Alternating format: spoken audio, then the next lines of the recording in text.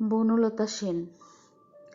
হাজার বছর ধরে আমি পথ হাঁটিতেছি পৃথিবীর পথে, সিংহল সমুদ্র থেকে নিশীথের অন্ধকারে মালয় সাগরে। অনেক ঘুরেছি আমি বিম্বিসার অশোকের ধূসর জগতে, সেখানে ছিলাম আমি আরো দূর অন্ধকারে বিদর্ভ নগরে। আমি ক্লান্ত প্রাণ এক, চারিদিকে জীবনের সমুদ্র সফেন, আমারে দুদণ্ড শান্তি দিয়েছিল নাটোরের বনলতা সেন।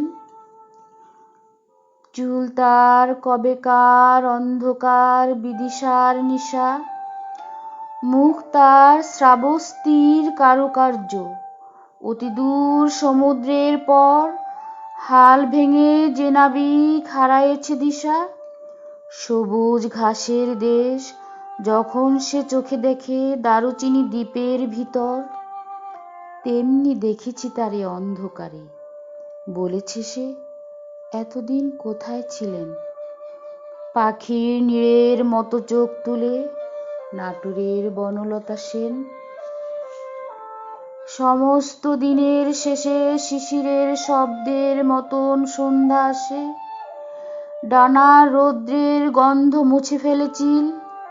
পৃথিবীর সব রং নিভে গেলে পাণ্ডুলিপি করে আয়োজন, তখন গল্পের তরে জোনাকির রঙে ঝিলমিল।